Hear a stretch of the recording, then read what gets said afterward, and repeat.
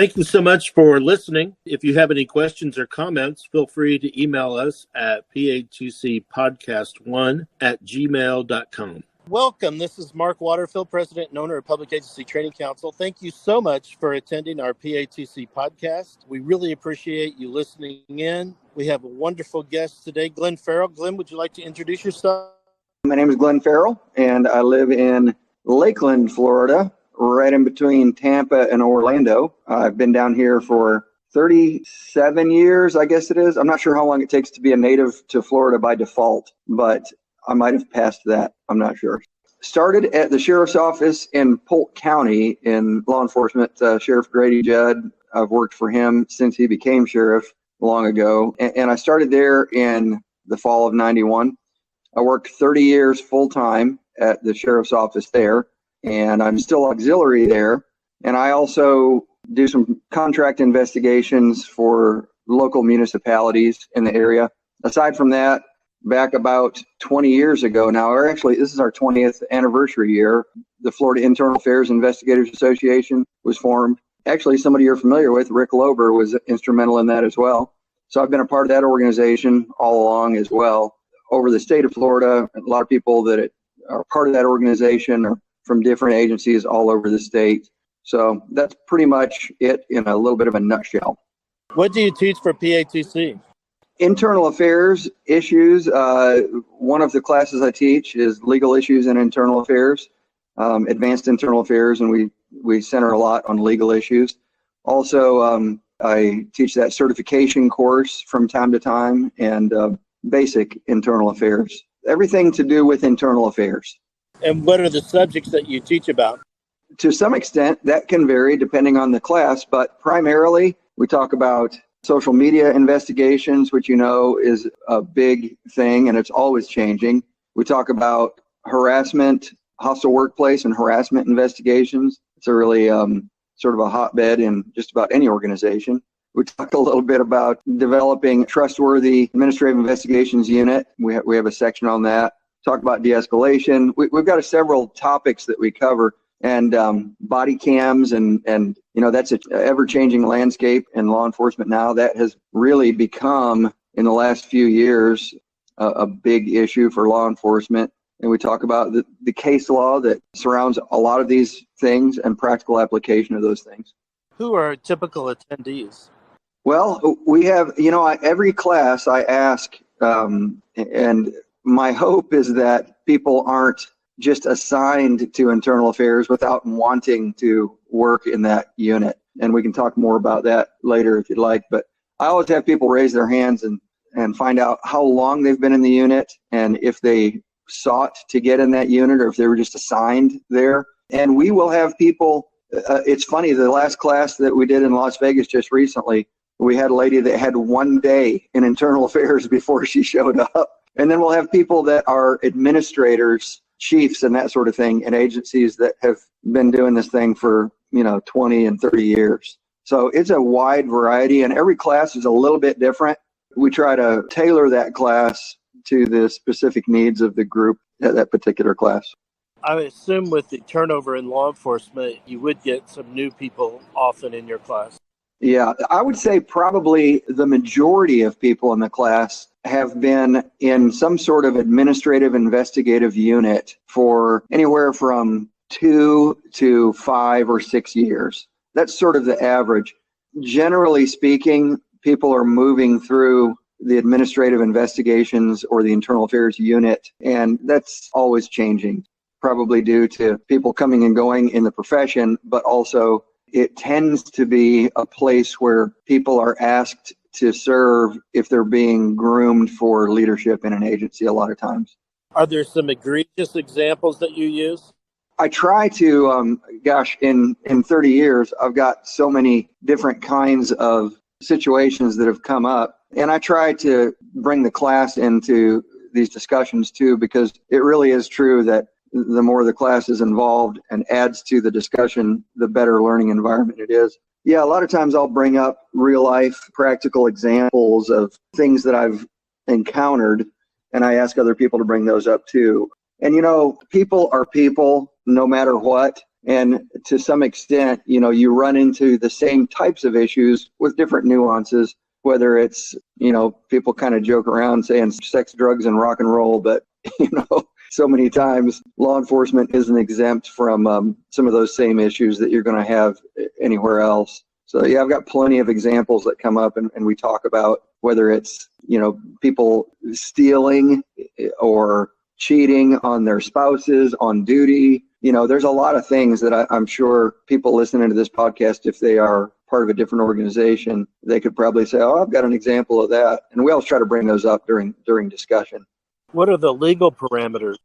We talk a lot about case law and how that impacts the nuts and bolts of what we do and what happened to develop that case law. I'm of the strong opinion that a holistic kind of learning where why do we do the things we do? What happened to create an issue that had to be resolved in court that created case law that now we all follow in our jobs? If we can understand that, it not only contributes to a better learning environment, but it also helps a lot in the practical application of those in our day-to-day jobs. So we cover a lot of case law on all of these issues. I try to not bore people with case law, but kind of bring up the how and why do we do things and relate it back to that. Are there constitutional parameters that officers have to keep in mind? Yes, sir. For example, one of the things that we cover pretty well is Garrity protected statements. And what that is, if the government, i.e. a law enforcement agency, is compelling you to give a statement and saying, you have to talk to us or you're going to be fired. You can't be insubordinate and say, I'm not talking to you. You're compelling a statement. But by doing that, you're negating their Fifth Amendment right to self-incrimination. So if there are any criminal implications, we have to go over what does the Fifth Amendment and the 14th Amendment mean, and how does that play into when you're doing investigations, ultimately Garrity protected statements from those same subjects. So yeah, there are constitutional issues, search and seizure issues come up sometimes. The First Amendment rights to speech, people like to think that they can say anything. They have a First Amendment right to free speech, whether it's on social media or elsewhere. But as government employees, we do not have the same freedoms that somebody that works in a grocery store might have. And so we cover some of those things and how that affects us in our job. I've got an exciting announcement about an upcoming conference that we have in Gatlinburg, Tennessee, right there by the Smoky Mountains, and we have a wonderful facility at the Gatlinburg Conference Center. We have wonderful classes, the Detective and New Criminal Investigator, Internal Affairs Conference and Certification, Hostage Negotiation, Linkage Investigation, Cyber Currency, Dark Web, and Social Media, as well as Search Warrant Major Case Investigation. Gatlinburg is always a wonderful conference and a whole lot of fun. Please mark in your calendar September 11th and go through September 15th. Make your reservations, and want to make you aware of 2 wonderful weeks that we will be having in Las Vegas. In the week of November 6th, we will have several classes at the Palace Station. Then during the week of December 11th, we will have another round of classes at Treasure Island Resort on the Strip. So check out our website at patc.com. I'm sure that you'll find a class that you'll truly enjoy, and we look forward to seeing you in Las Vegas this winter. Are employment law concerns discussed in your classes? Employment law is probably more of a human resources issue than it is an investigations issue. However, we do kind of touch on some of those things. What goes in your HR file, what can be released, what can't be released, and those things can be different depending on the state that you're in. So before each class, I'll generally try to get a roster of the people that are attending and make sure that I'm well versed in those particular state laws that might affect those sorts of things as well, whether it's public record or employment law and that sort of thing. And then, of course, again, like I said, way more comfortable and prefer a discussion format in class. And so I'm always asking people to contribute and talk about their own state laws and how those laws affect what they do. So we end up having some really good discussions. You mentioned body cameras. What is the current thinking among most departments with respect to body cameras?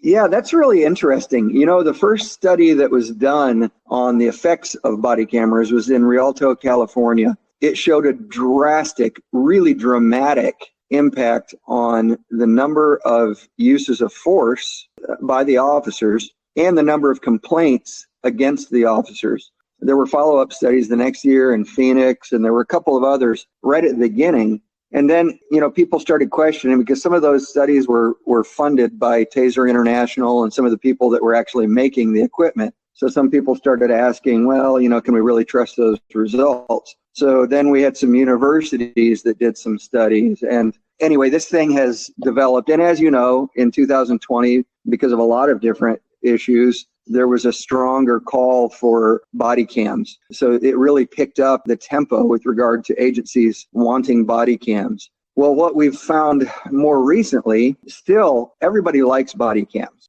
It's very rare that you find somebody that says, we don't want body cams because of whatever, some sort of opinion about whether you should or shouldn't have body cams. But what we are finding is that a lot of agencies, even though there are state mandates in several states saying every agency has to have them, a lot of agencies are not complying with that because while grants cover the purchase cost of a lot of that equipment, the maintenance of a body cam program is far more expensive. And some agencies just can't afford. By the time you talk about preparing for court and redacting and storage costs and having somebody that does all of that, the maintenance of a body cam program is very expensive. Now, there are those agencies that decide that they don't want to have them. For example, there was one in Illinois not too long ago that rejected a body cam program. And the reasons that they cited, along with cost, one of them was interesting, that they felt that the government would use the footage in order to locate and take legal action against illegal immigrants in the state. And they didn't want the cameras to be used for that, so they rejected the body cam program. There are other concerns, privacy concerns, that a lot of people have. Body cams are a complicated issue, but I would say that by and large, the general public and law enforcement embrace the idea of body cams. It's just a little bit complicated with regard to privacy and cost, and some agencies are not embracing it for those reasons.